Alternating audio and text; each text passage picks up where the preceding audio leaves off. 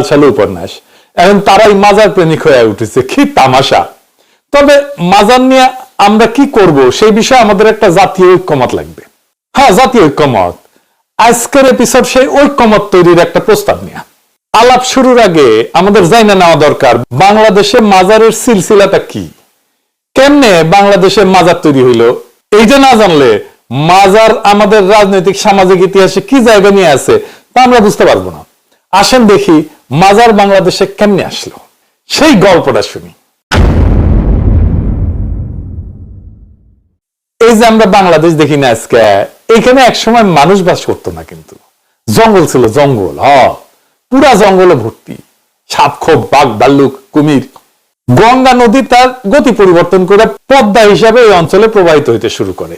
এইটা হয় মোগল সাম্রাজ্যের শুরুর দিকে। সেই সময় মোগল সম্রাট এইখানে জমির পত্তন দেয়, তাদেরকে যারা জঙ্গল কাইটা ফসল ফলাবে এই প্রতিশ্রুতি দেয়। পুরো বাংলা এইভাবে নতুন ফসলি জমি তৈরি হয়, জঙ্গল কাইটা আবাদি জমি তৈরি হয়। এই জঙ্গল কাটার কাজে অসংখ্য পরিশ্রমী মানুষ নিয়োজিত হয়। সেই জমিতে কোনো খাজনা দিতে হইতো না, নিষ্কর জমি ছিল।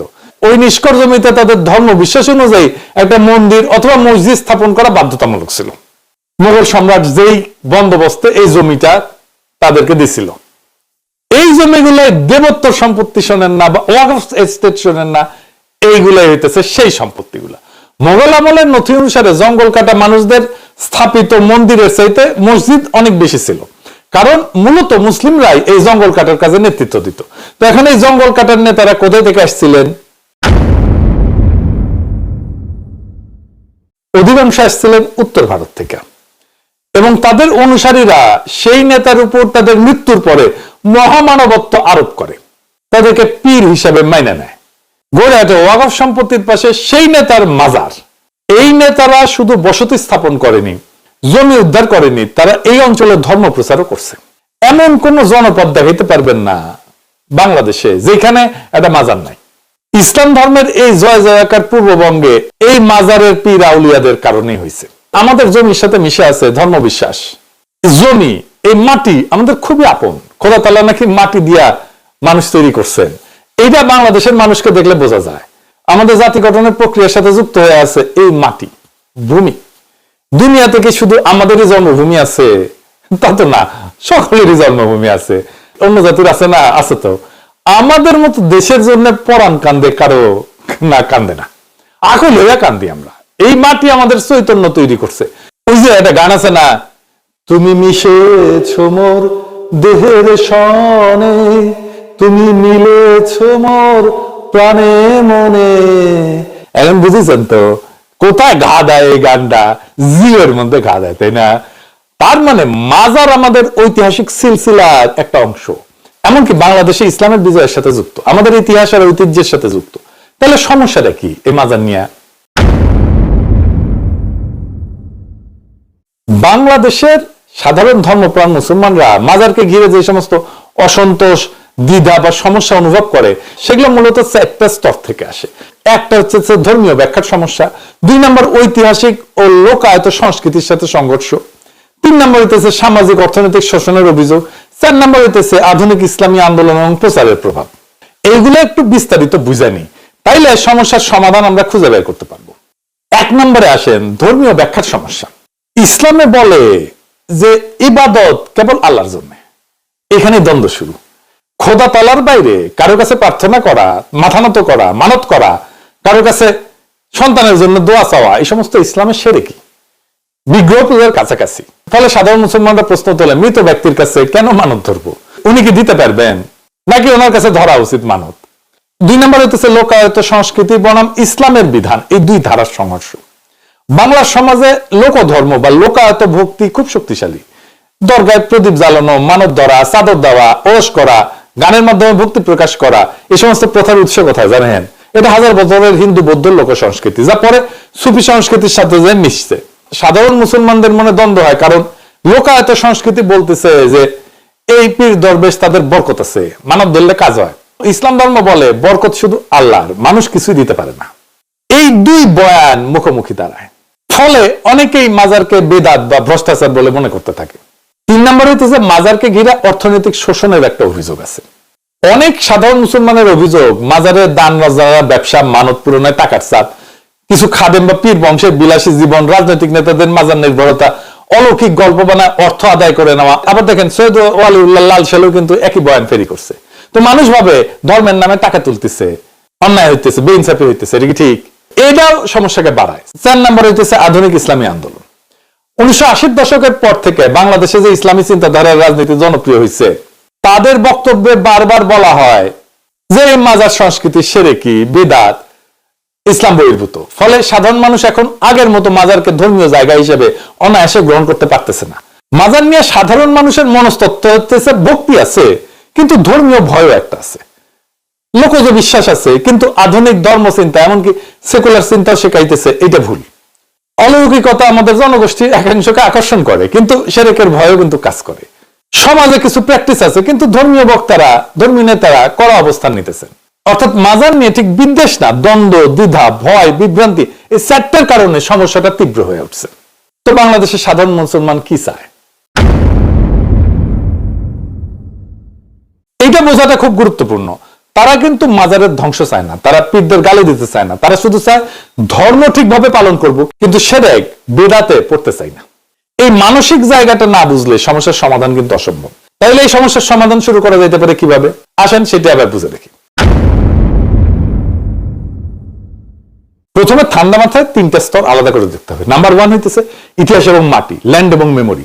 2 নম্বর হইতেছে সামাজিক সাংস্কৃতিক ভূমিকা, সোশ্যাল ফাংশন। 3 নম্বর হইতেছে আকীদা এবং ইবাদত, থিওলজি এবং ওরশিপ। এই যে মাজার বিরোধী রোষ আর এই যে মাটির জন্য প্রাণ কাদা, এই দুইটা যখন গুলায় যায়, তখনই ধ্বংস, টানাপোড়েন এবং সংঘাতের মতো অবস্থা তৈরি হয়। তাহলে এই টানাপোড়েনটা কোথায়? এই যে আমাদের জাতীয় আইডেন্টিটি, আমি যেটা ব্যাখ্যা করলাম আগে, জমি উদ্ধার করা জঙ্গল থেকে, এই জাতীয় আইডেন্টিটি বা পরিচয়, এটা land based identity. Benedict Anderson তার ভাষায় বলছিলেন এটা ইমাজিন কমিউনিটি। কিন্তু আমাদের ক্ষেত্রে খুব বেশি এটা মাটি কেন্দ্রিক। নতুন আবাদি জমি, নতুন গ্রাম, নতুন সমাজ, সবকিছুর কেন্দ্র হয়ে ওঠে মসজিদ, মাজার, বাজার, এইটা এই একটা ত্রিভুজ। তাই বাংলাদেশি মুসলমানের চেতনায় মাটি, নদী আর সেই প্রথম বসতি করার যে গল্প, সেটা মিশে আছে। তারা মারা গেলে গোরস্থানকে স্মরণ করার জায়গা থেকে ধীরে ধীরে পরাম ভরানোর জায়গা হিসেবে তৈরি করে ফেলছে। ধর্মের দিক থেকে দুইটা জিনিস খুবই ক্লিয়ার: কবরকে ইমানের কেন্দ্র বানানো যাবে না। এমনকি মহানবীও কবরের উপরে গম্বুজ, স্থায়ী বিল্ডিং, সুসজ্জা এটা করতে নিষেধ করছেন, যেন কবর মসজিদ বা সেজদার জায়গা হয়ে না যায়। কবর জিয়ারত করা নিজে কিন্তু হারাম নয়, হারাম হইতেছে কি কইরা কবর জিয়ারত করা হইতেছে তাতে। ইসলাম ধর্মের নেতারা বলেন যে কবরে যাওয়া, জিয়ারত করা, এটার উদ্দেশ্য যদি হয় মৃতের স্মরণ, দোয়া করা, কোরআন তেলাওয়াত করা, তাহলে ঠিক আছে, কিন্তু সব দোয়া শুধু আল্লাহকে করতে হবে। হারাম তখনই যখন মৃতের কাছে সরাসরি সাহায্য চাওয়া হয়, মানত বাঁধা হয়, সেজদা করা হয় ইত্যাদি। তো বাংলাদেশি মাজারের যে কালচার, এই 2 স্তর, ইতিহাস এবং সামাজিকতা আর আধ্যাত্মিক শক্তি আর কারিশমা, এটা এক হয়ে গেছে। কেউ যদি ধর্মের ভাষায় বলতে চায় শিরক এড়াইতে হবে, সে গিয়াই মাজার ভেঙে দিতে চাইবে। আর অন্য পক্ষ যদি বলে আমার মাটি, ইতিহাস রক্ষা করতে হবে, সবকিছুকে জাস্টিফাই, তখন সবকিছুকে জাস্টিফাই করতে থাকে। এই দ্বন্দ্ব কখনো মিটবে না। তাহলে সমাধান শুরু করতে হবে কোথায় থেকে? ওই যে 3টা স্তরের কথা বলছি, অন্য আলাপের মধ্যে ঢুকে গেছি। যাই হোক, এই যে 3টা নীতিগত ফ্রেম, 3টা স্তর আলাদা করতে হবে। সমাধান শুরু করতে হবে একটা ঘোষণা দিয়া। মাজার হইতেছে কবর, ইতিহাস এবং সামাজিক নেটওয়ার্ক, এই 3টার সম্মিলন। কিন্তু ইবাদত শুধুই আল্লাহর জন্য। এইখান থেকে একটা ত্রিস্তরীয় একটা মডেল বানানো যায়। যেমন ধরেন কবর, এটা ইসলাম ধর্ম শরিয়া কমপ্লায়েন্ট, সিম্পল, কোন সেজদা করার জায়গা না, তাওয়াফের জায়গা না। 2 নম্বর হইতেছে মেমোরিয়াল বা মিউজিয়াম জোন, ইতিহাস, লোকগাথা, মাটি, গল্প, গাথা সব বলা হবে। 3 নম্বর হইতেছে সোশ্যাল কমন্স, মানে এটা মিটিং, ইফতারের জায়গা, দরিদ্র সেবা, সাংস্কৃতিক প্রোগ্রাম, ওরস সব হবে এখানে। এখন এই 3টাকে ইনস্টিটিউশনালাইজ করাই এটা ইনোভেটিভ সমাধানের কোর। তাহলে প্রস্তাবটা কি? প্রস্তাবটা একটু খুলে বলি। আমরা একটা জাতীয় মাজার ঐতিহ্য এবং ওয়াকফ কমিশন মডেল করতে পারি। এর প্রথম ধাপে ম্যাপিং করব এবং ক্লাসিফিকেশন করব। রাষ্ট্রীয়ভাবে একটা মাজার হেরিটেজ ম্যাপিং প্রজেক্ট শুরু করতে হবে। কি কি থাকবে সেখানে? প্রত্যেকটা মাজারের 4টা ডেটা সংগ্রহ করতে হবে। 1, এটা ঐতিহাসিক প্রমাণ আছে কিনা, মানে এটা ওয়াকফ নামা আছে কিনা, স্থানীয় ইতিহাস আছে কিনা, সেটা কি। 2 নম্বর, এটা সামাজিক ভূমিকা কি, এটা কি বাজার আছে, সাথে সাথে লঙ্গরখানা আছে, পানির ব্যবস্থা আছে, পথিকের আশ্রয় আছে ইত্যাদি। এখানে ধর্মীয় প্র্যাকটিসটা কি, এখানে কি ধরনের আমল চলে, দোয়া কোরআন নাকি সেজদা মানত পীরকে ডাকা এগুলো চলে, ফিজিক্যাল স্ট্রাকচারটা কিরকম, ভবনের ধরন কি, গম্বুজ আছে, কবরের উপরে বিল্ডিং আছে ইত্যাদি। এর ভিত্তিতে আমরা 3টা ক্যাটাগরি করব। ক্যাটাগরি এ, সেটা হইতেছে উচ্চ ঐতিহাসিক সামাজিক গুরুত্ব, এটা আরামসে এটা ধর্মীয় রীতি কমপ্লায়েন্ট রিফর্ম করা যাবে এটাকে। 2 নাম্বার হইতেছে এটা ঐতিহাসিক কিন্তু প্র্যাকটিস খুব সমস্যাপূর্ণ, এটা গভীর রিফর্ম দরকার। 3 নাম্বার হইতেছে খুব সাম্প্রতিক, এইটার কোনো ঐতিহ্য নাই, ইতিহাস নাই, এটা লোকালি এটা গড়ে উঠছে, এটার পেছনে কোনো ইতিহাস নাই, ইতিহাস কম। এইগুলা অনেকগুলোকে রেগুলেট করে এটা ফেজ আউট করতে হবে। এই মাজারের সাথে আমাদের ইতিহাস ঐতিহ্যের কোনো সম্পর্ক নেই, এটা চলবে না। এই কাজটা একা আলেম বা একা সেকুলার ইন্টেলেকচুয়াল করবে না, এটা আলেমরা থাকবে, ইতিহাসবিদ থাকবে, নৃতত্ত্ববিদ থাকবে, স্থানীয় কমিউনিটি থাকবে, সবাইকে নিয়ে কমিশন হবে। দ্বিতীয় ধাপে কি করব? দ্বিতীয় ধাপে আমরা ইসলাম কমপ্লায়েন্ট একটা ডিজাইন রিফর্ম করব। কিভাবে? এখানে টেকনিক্যাল কিছু প্রস্তাব। কবরকে লো প্রোফাইল করতে হবে ইসলাম ধর্মের পরামর্শ অনুযায়ী। কবরের উপরে বড় বড় গম্বুজ, মার্বেল, চাদর টাদর এগুলা বাদ দিয়ে সিম্পল মাটি সমতল, শুধু মার্কার নাম এবং শাল যেটা যেটা হাদিসে আছে। চারিদিকে হাঁটাহাঁটির জায়গা রাখা যাবে না, যেন তাওয়াফ টাইপের কোনো সিম্বলিজম না হয়। মসজিদ বা ইবাদতের স্পেসকে কবর থেকে আলাদা করতে হবে। সম্ভব হলে কবর এলাকার বাইরে আলাদা মসজিদ থাকবে, যাতে সেজদা হয় শুধু মসজিদের কেবলার দিকে, কবরের দিকে না। কবরের এরিয়াতে বড় বড় করে লেখা থাকতে হবে, এখানে মৃতের কাছে কোনো আবদার করা যাবে না, সব দেওয়া যাবে শুধু আল্লাহর জন্য। এবং এই সমস্ত মানব টাকা পয়সা আছে এগুলো যাবে দারিদ্র নির্ভর চ্যারিটি ফান্ডে, এগুলো কনভার্ট করতে হবে। যে সমস্ত ফুল, চাদর, দক্ষিণা এগুলো আসতো সেগুলোকে আলাদা করে একটা সোশ্যাল ফান্ডের মধ্যে নিতে হবে, ওয়াকফে। এগুলো যাবে খাবারে, ক্লিনিকে, শিক্ষায়, যেখানে ব্যয় করা যায়। এবং শরিয়া বোর্ডের ফতোয়া থাকবে যে মানত শুধু আল্লাহর নামে, পীরের নামে মানত হারাম, কিন্তু গরিবের জন্য দান করা সুন্নাত। এইভাবে আপনি স্ট্রাকচারটা রেখে দিয়া আকীদাকে নিরাপদ করে ফেলতেছেন। তৃতীয় ধাপে কি করবেন? মাজার মেমোরিয়াল সেন্টার তৈরি করা যেতে পারে, যেখানে মাজারকে পিওরলি রিলিজিয়াস সাইট না বানায় মাটি, ইতিহাস এবং সমাজের একটা আর্কাইভ বানায় ফেলতে পারবো আমরা। প্রত্যেকটা ক্যাটাগরি এ মাজারের এর পাশে ছোট একটা মেমোরিয়াল গ্যালারি বা মিউজিয়াম থাকবে। এখানে কিভাবে বন কাটা হয়েছিল, বসতি করা হয়েছিল, সেই পীর নেতার সোশ্যাল ওয়ার্ক, নদী বদলের ইতিহাস, গ্রাফিক্স, মাল্টিমিডিয়া, স্থানীয় কৃষি, নদী ব্যবস্থাপনা, লোক সংস্কৃতি, সবকিছুর একটা স্টোরি টেলিং এখানে আপনি দেখাবেন। এখানে স্কুল কলেজ থেকে বাচ্চারা আসবে, ট্যুর করবে, ইমান শিখতে না, ইতিহাস এবং সমাজ শিখতে। মাজারকে আধ্যাত্মিকতার জায়গা না করে ডেল্টা সিভিলাইজেশনের মেমোরি নোড হিসেবে তৈরি করতে হবে, ফ্রেম করতে হবে। ডেল্টা সিভিলাইজেশন আর মেমোরি নোড কি কয়া দেওয়া লাগবে? আজ আসেন এটা কয়া দিই। বাংলাদেশ তো মূলত গড়ে উঠছে এই যে বঙ্গ ডেল্টাকে কেন্দ্র করে, পদ্মা, মেঘনা, যমুনার বদ্বীপে। হাজার বছরের বসতি, বাণিজ্য, লোক সংস্কৃতি, পীর দরবেশ, সাধক সব মিলে একটা আলাদা সভ্যতা তৈরি হয়েছে। এটাই হইতেছে ডেল্টা সিভিলাইজেশন। পানি, নদী, জমি, অভিবাসন, কৃষি, লোকগান, সুফিবাদ, আঞ্চলিক আচার, যে জীবন ধারা হাজার বছর ধরে মানুষের মন এবং সংস্কৃতিকে গড়ে তুলছে। আর মেমোরি নোড কি? মেমোরি নোড একটা প্রযুক্তির ভাষা থেকে ধারণা আর কি। একটা মেমোরি নোড হইলো এমন একটা বিন্দু বা স্থান যেখানে একটা সমাজের ইতিহাস, স্মৃতি, বিশ্বাস, অভিজ্ঞতা জমা হয়ে থাকে। মিউজিয়াম একটা মেমোরি নোড, কিন্তু একটা সৌধ একটা মেমোরি নোড। মাজারগুলো ঠিক এই কাজটাই করে। এই অঞ্চলে কিভাবে বসতি হইল, কে প্রথম আসছিল, কোন সুফি সাধক মানুষকে একত্র করছিলেন, ইসলাম ধর্মে কনভার্ট করছিলেন, কোন জায়গায় কোন সাংস্কৃতিক কেন্দ্র তৈরি হয়েছিল, মানুষ কিভাবে একসাথে জীবন কাটাইছে, তার কালেকটিভ মেমোরিটা কি ছিল, এইসবের জীবন্ত স্মৃতিগুলো মাজারের ভেতরে জমা আছে।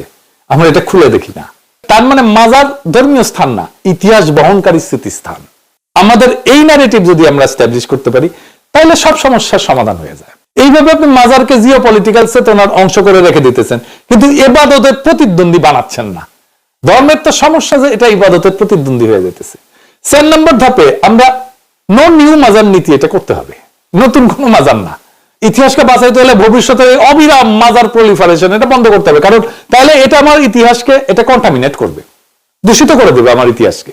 পরিষ্কার আইন থাকতে হবে, ঐতিহাসিকভাবে প্রমাণিত কিছু মাজারই শুধু প্রোটেক্টেড সাইট হবে। নতুন করে কেউ মারা গেলেই তাদের পীর বানায় আলাদা মাজার করা যাবে না, শুধু সাধারণ কবরস্থান হবে। আপনি দেখছেন না কিছুদিন আগে ফরিদপুরে এক পীরের মাজারের কবর থেকে মৃতদেহ বাইর করে এনে পুরাই টুরাই দিচ্ছে, এটা বিদিকিচ্ছির ঘটনা ঘটছিল। এই কারণেই কিন্তু, এবং আপনি এই ঘটনাগুলো কিন্তু আপনি রোধ করতে পারবেন। তো বাংলাদেশে নতুন মাজার চলবে না। Full stop. পুরনো মাজার heritage wise yes, but reform করতে হবে। এই লাইন যদি ধরা যায় তাহলে দ্বন্দ্ব অনেক কমে যাবে। আর 5 নম্বর ধাপে মাজারের আমলের কোড তৈরি করতে হবে। আলেমদের একটা যৌথ ঘোষণা থাকতে হবে, সব ধারার আলেমদেরকে নিয়ে একটা ন্যাশনাল জিয়ারত কোড অফ কন্ডাক্ট তৈরি করতে হবে। যেমন এটা থাকতে পারে, আমি জানি না, আমি একটা প্রস্তাব দিতেছি আর কি, ধরেন এটা করা যেতে পারে, কবরের দিকে সেজদা নিষেধ, দোয়া শুধু আল্লাহকে, পীরকে গায়েবী ক্ষমতার মালিক হিসেবে দেখা যাবে না। এখানে কোরআন তেলাওয়াত উৎসাহিত করা হবে এবং যা যা শিরকের দিকে নিয়ে যায় সেটাকে বন্ধ করতে হবে। এইখানে আপনি একটা ইসলামী রিফর্ম এবং হেরিটেজ প্রিজার্ভেশন এই পয়েন্টে দুই পক্ষকে বসাইতে পারবেন। তো এই মাজার নিয়ে আমাদের দার্শনিক বোঝাপড়াটা কি, এটাও একটু পরিষ্কার হয়ে থাকা দরকার। আমি শুধু সলিউশনের রাস্তাটা একটা বলে দিলাম তাই না, আমাদের একটা ফিলোসফিক্যাল বোঝাপড়াও থাকা দরকার, যেটা আমরা বুঝাইতে পারবো, অন্যদেরকে বলতে পারবো। সেটা কি? মাটি এবং চেতনা বরং আল্লাহ কেন্দ্রিকতা। ইসলামের কোড দাবি হইতেছে ইবাদত চূড়ান্ত অনুগত্য শুধু আল্লাহর জন্য। কোন মাটি, মানুষ, স্মৃতি আল্লাহর প্রতিদ্বন্দ্বী হতে পারবে না। মানুষের কোর বাস্তবতাটা হইতেছে যে মানুষ, শরীর, মাটি, ইতিহাস, সম্পর্ক এইটা ছাড়া আবার থাকতে পারে না। যেই মাটি আমার শরীর বানাইছে, যেই স্রোত আমার গ্রাম বানাইছে, যেখানে একটা ইমোশনাল অ্যাটাচমেন্ট থাকবে, এটাকে আপনি অস্বীকার করতে পারবেন না। তাহলে সমঝোতার পথ কি? মাটি মাজারের প্রতি ভালোবাসাকে আল্লাহর সৃষ্টি এবং আল্লাহর রাস্তা, আল্লাহর নিয়ামতের প্রতি কৃতজ্ঞতার ভাষা বানায় ফেলতে হবে। মাজার স্মৃতি বলতে এই লোকটা আমাদের বনে জঙ্গলে বসতি বানাতে সাহায্য করছে, আমাদেরকে আল্লাহর পথে ডাকছে, আল্লাহ তাকে মাগফিরাত দেন। কিন্তু এইটা করা যাবে না যে এই লোকটা এখন আমার সব সমস্যার সরাসরি সমাধান করে দিবে। আপনি যদি রাষ্ট্র, আইন, ইনস্টিটিউশন, দাওয়াত, চারদিক থেকে এই ভাষা চালু করেন, তাহলে একসময় মাজার কৃতজ্ঞতার মাটি এবং স্মৃতি হয়ে থাকবে, ইবাদত শুধু আল্লাহর, এটা পরিষ্কার হয়ে যাবে। তাহলে পরের প্রজন্মকে মাজার ভাঙো বরং মাজারে গিয়ে সেরেকি করো, এই দুই চরমের বাইরে একটা তৃতীয় রাজনৈতিক ধর্মীয় কল্পনা দিতে পারবো। মাজারেই মাটির ইতিহাস, কিন্তু ইবাদত এই মাটির মানুষের আত্মা। ইতিহাস যদি ফেলে দিই আমরা শেকড়হীন হয়ে যাব, আর ইবাদত যদি বিভ্রান্ত করি আমরা আল্লাহর রাস্তা হারায় ফেলবো, আমরা আল্লাহর হক আদায় করতে পারবো না। দুটাকে রক্ষা করাই আসল দায়িত্ব, দুটাকে আলাদা করে বুঝতে পারাই বুদ্ধিমত্তা, দুটাকে সম্মান করে সামনে আগায় যাওয়াই জাতির পরিপক্কতা। মাজারকে আমরা ভাঙতে চাই না, কারণ এটাতে আছে আমাদের ডেল্টা সভ্যতার স্মৃতি। আবার মাজারকে আমরা পূজা অর্চনার জায়গাও বানাইতে চাই না, কারণ ইমানের কেন্দ্র হইতে পারে শুধু আল্লাহ। এই দুয়ের মাঝে যে সংকীর্ণ পথ, সেই পথই আমাদের জাতীয় পথ। সেই পথেই মিলবে ইমানের নিরাপত্তা, ইতিহাসের সম্মান এবং বাংলাদেশের সামাজিক শান্তি। আর যদি আমরা এই বোধ দিয়ে উঠে দাঁড়াই যে মাটি আমাদের গল্প বহন করে আর আল্লাহ আমাদের পথ দেখান, তাহলে এই দেশ আর বিভক্ত থাকবে না। মাজার নিয়ে হাউকাউ, ভাঙচুর, উত্তেজনা সব একদিন থেমে যাবে। কারণ তখন আমরা বুঝবো যে মাজারের গায়ে আমাদের হাত উঠবে না, আর মাজারের নামে আমাদের ইমানও আহত হবে না। আমরা দুইটাই রক্ষা করব, মাটি স্মৃতি আর আল্লাহ বিশ্বাস। এই দুইকে একসাথে ধারণ করতে পারলেই আমরা এক নতুন বাংলাদেশ গড়তে পারবো। এইটা এমন একটা দেশ যেখানে ইতিহাসও নিরাপদ, ধর্ম নিরাপদ, আর মানুষ সবচেয়ে বেশি নিরাপদ। মাজারকে তার জায়গায় রাখো, মাটি আর স্মৃতির জায়গায়, আর ইমানকে রাখো তার প্রকৃত জায়গায়, আল্লাহর কাছে। এই বোঝাপড়া যদি